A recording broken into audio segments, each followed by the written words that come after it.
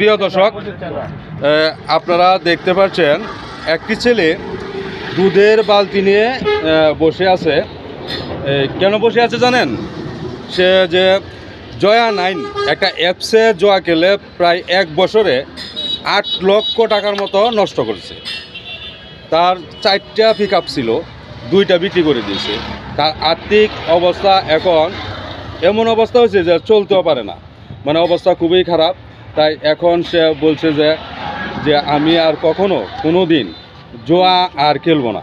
আমি জোয়া খেলে আমি সর্বোচ্চ হারিয়েছি এবং আমার যত টাকা পয়সা ছিল, অর্থ ছিল, সব হারিয়েছি। এখন আমি আর জোয়া খেলবো না। সেই ছেলেটি আজকে সবার কাছে বলছে যে আমি আর কখনো কোনো দিন জোয়া খেলবো না, প্রতিশ্রুতি দিচ্ছি যে আল্লাহর নাম স্মরণ করে সে প্রতিশ্রুতি দিচ্ছে সে আর কখনো জোয়া খেলবে না, জয়া 9 অ্যাপসে আর কখনো জোয়া খেলবে না।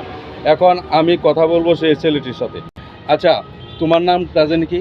আমার নাম আলামিন। আচ্ছা, তুমি কেন দুধ দিয়ে গোসল করবা? আমি জয়া 9 খেললে আমার 1 বছরে আমার 8 লাখ টাকা গেছে। 4টা গাড়ি ছিল, 4টা গাড়িতে 2টা গাড়ি বেচে দিছি আর 2টা গাড়ি আছে। আপনার কাছে দোয়া চাই আজাদ থেকে ওই জয়া 9 আর কিলো না দেন। আচ্ছা, এখন তোমার যে অবস্থা, তুমি তো এখন দুধ দিয়ে গোসল করবা, পরে তোমার কি কথা ঠিক থাকবো নি? তুমি যদি আমার জীবনে আর জয়া 9 খেলতাম না, আর কোনো খেলাই খেলতাম না। তো আল্লাহ যত জীবন বাচ্চা থাকবো।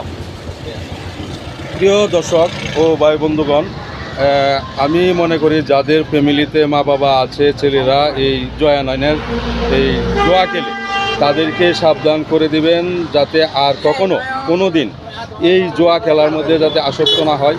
এই জোয়া খেলার মধ্যে যারা জড়িত হয়েছে তাদের জীবন একেবারে নষ্ট হয়ে গেছে।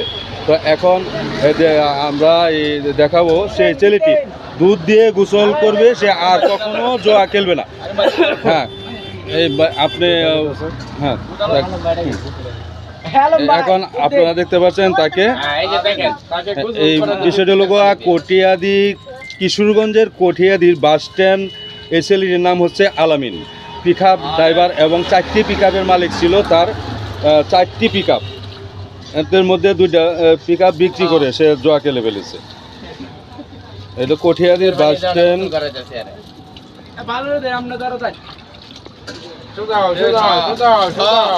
আর কেন হইতো না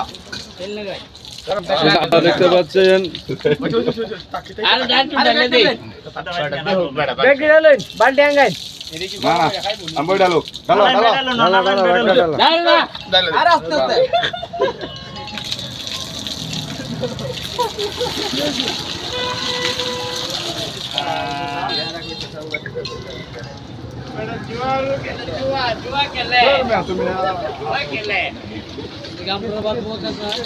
এই যে আপনারা দেখতে পাচ্ছেন সে আজকে প্রতিশ্রুতি দিল সে আর কখনো জোয়া খেলবে না। আপনারা আশা করি কাউকে জোয়া খেলতে দিবেন না।